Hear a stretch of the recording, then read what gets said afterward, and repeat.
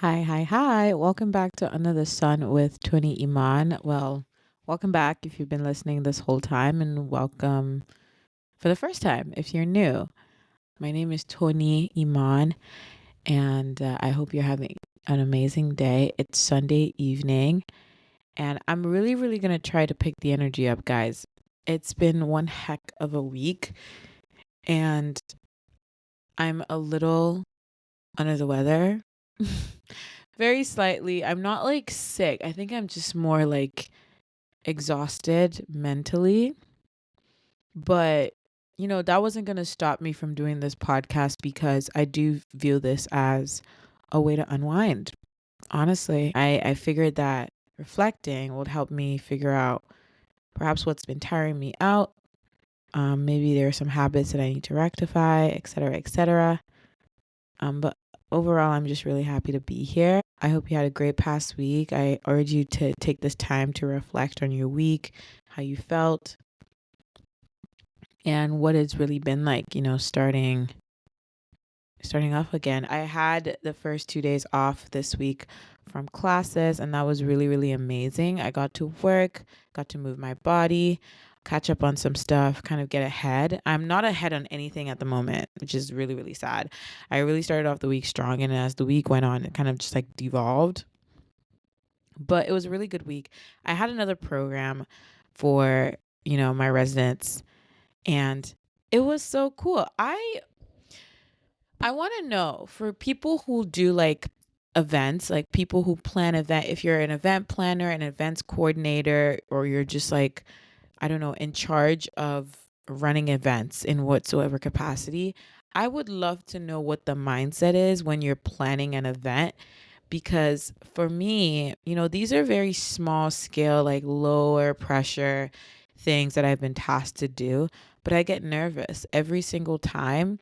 I've never had a birthday party, and I think the main reason is just because I'm always so anxious when it comes to the idea of planning stuff for other people. Obviously, it's for you, but like, well, a birthday party anyway, it's supposed to be about, the birthday girl or the birthday guy, but it's also like beyond you. When you get to events of any kind that is centered around other people that you want people to have a good time at, I always get so nervous. Like, I always get so like in my head about it, and I start to overthink, and then I get flustered, and I get worried that nothing is going to work out the way it's supposed to. And this semester, I've really challenged myself to approach programming and planning events and catering to my audience, which is the building in which I live, um, to make it as authentic as possible and like really go with the flow. Keep my ear to the ground, still go with the flow, not overthink it, and just show up to the best of my ability. And I had this event that was revolving around this game called We Are Not Really Strangers. If you've ever met me or you've like interacted with me in a sense of which we've been able to get to know each other really well, you would know that I'm quite frankly quite obsessed with this game at We Are Not Really Strangers. Check them out. It is so good. It is one of those games that you play with your friends or family, or even, I mean, as the name goes, strangers, like people you don't particularly know very well, but you're trying to get close to, and you get to ask them questions and try to do that whole dig deeper type of vibe. There's literally dig deeper cards, which is I always find so funny. But one thing I really love about the game is how versatile it is. Like, it appeals to a large variety of people, and it is so customizable in terms of the rules. Like, I honestly make up my own rules whenever I play that game, and it's been such a cool yet fun way and low pressure way, because I don't have to think about the questions myself, to get to know the people around me and to spark conversations. And this is not an ad, I promise. Like, nobody's paying me for this. Honestly, wish they would. But like, it just genuinely, it was one of the highlights of my week, being able to host that event and having such like, a really decent turnout, and also really getting to know my residents. It was so beautiful. So that's like my peak. I guess my pit is all these headaches I've been having these past couple of days. I feel like since the last episode, I was really tired. I was dead on my feet. Since then, it hasn't really gotten like, I'm fine, but I'm also just like not fine. Like, I want to sleep. so badly. And I've just been battling these headaches that for some reason, no matter how much water I drink, will not go away. So please keep me in your prayers that I can be free of this, or at least figure out what's causing them so I can try and course correct. But, speaking of just kind of like how events are happening and how much work it's taken to get me to this point in the week where I'm like, okay, I can sit down and talk about a podcast and reflect, and I'm ahead of this, but I need to do better in that. I find that common sense is not common, guys. I just want to put that out there. Like, I think something that's really important for us to establish in this episode before we really get into it is that common sense is not common. I'm in a season in my life where I'm the mentor. I am the one who's passing the baton. I am the one who's showing people that are coming after me how to do certain things, especially when it comes to like leadership roles. Like there are a couple of leadership capacities that have I am preparing to vacate, and I will eventually vacate in the coming months. And I feel like part of leadership and the reality of being a leader is preparing those that come behind you for, the work that is ahead, and trying to set them up for success and making sure that they don't repeat your mistakes.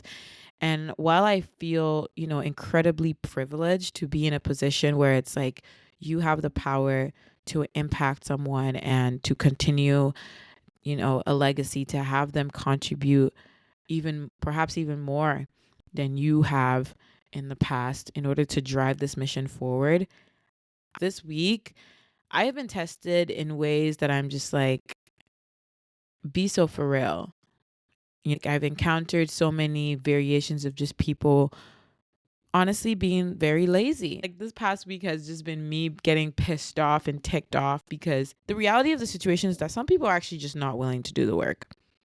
They want the result, but they don't want to put their head down. They don't want to grind. They want everything to be handed to them. And I'm just like, even if I was the type of person to just, hand over everything willy nilly and, not encourage people to take initiatives for themselves, nothing good, nothing worth having comes that easily. Like, very few things that are actually of worth are just handed to people. And even when that is the case where they're just like, oh, here's the keys to the kingdom, it still requires work in order to maintain a position. It's actually much harder to stay at the top than to get to the top, which is kind of insane because you think you've done all this work, you've done grueling work just to get there, and I can even enjoy it for the rest of my life, or at least a good couple of years. It's like, no. And then if you do something one time and you're an impressive person, in the next couple of months there'll be somebody else that's ready to snatch that spot. And that's why, like, being a good worker, like having a good work ethic, being a reliable person, being someone's go-to is extremely important.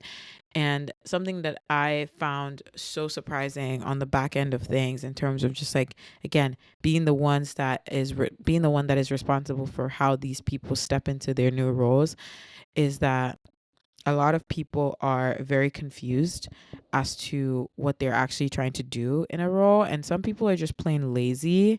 And some people, just going off of the idea that they are a product of their environment, have just not been raised right. Like greeting and, being polite and not having boundaries and not speaking to people in a rude manner, that I feel like is just common sense, and it should just be a part of who you are as a person, especially if you're trying to be a leader.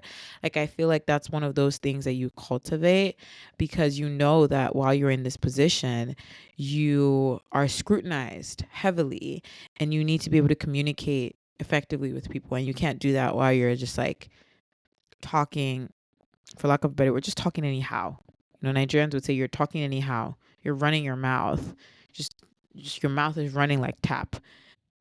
There are just some tenets that I feel like we should all be considering when it comes to work. And I think a lot of my ideas around work and how to approach a project or a leadership position really comes from, how I was raised, and my mom. She's such an advocate for excellence. And she's drilled that into me very young. And even this week, like I caught up with her and I was especially frustrated and I kind of just vented and I was like, this is happening and this person is pissing me off and you won't believe what this person said to me. And she had to remind me that, you know, a lot of what I have now allowed to become a part of me is not natural to a lot of people because they were not raised in that same way. And there are certain things that I honestly should not be surprised that some people are not dialed into just because they weren't raised the same way. In my culture, I'm Yoruba, by the way. If you want to greet anyone who's older than you actually have to kneel. Like as a lady, you have to kneel down. Greet this like the older person as a sign of respect, as a sign of submission to authority. Like there's a lot of themes in my culture specifically and how I was raised that really speak to the energy of respect. And that bleeds into everything. It also bleeds into number one, how you treat people, how you treat their possessions, how you treat anything that has to do with, you know, other people in that community, because you want them to know they're taking it seriously. And I just find that a good number of people feel really, really entitled to their space. And I wonder if it's more of an ego thing or just because, like, you know, you've just been put in a position where you haven't really needed to strive to get what you want or get what you need. And I'm also speaking as someone who is, you know, in the diaspora. Like, I feel like the thought processes of people who are coming from backgrounds where they've had to struggle and had to reach for things their whole life is vastly different. As someone who has been handed things to them and is comfortable and have been that way their entire life, like, and I think my one message, like, if you take anything away from this rant, is that you cannot expect to get the results of someone who is respectful and humble and hardworking and doing all of those things. You can't expect to get to that same caliber if you're not challenging yourself to do the same or better.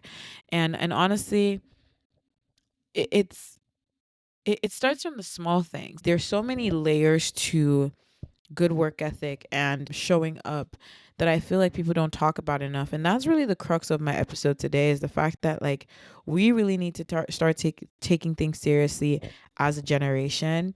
This whole defiance of authority is not cute. This whole, like, I can do whenever I want is not cute. You know, what's really tea is the fact that you're able to portray excellence in everything you do, leaving things better than you found it.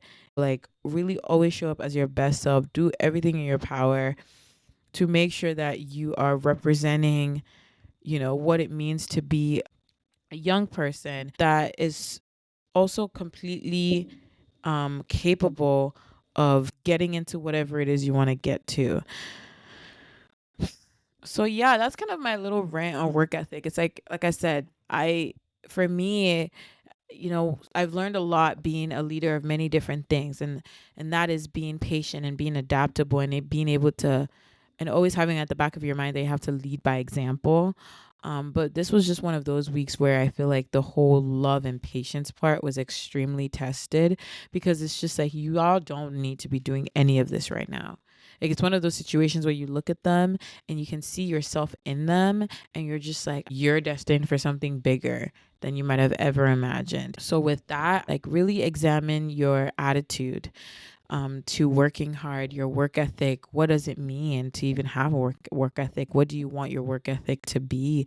If we are more intentional with the way that we approach things, I feel like there would be a world of difference.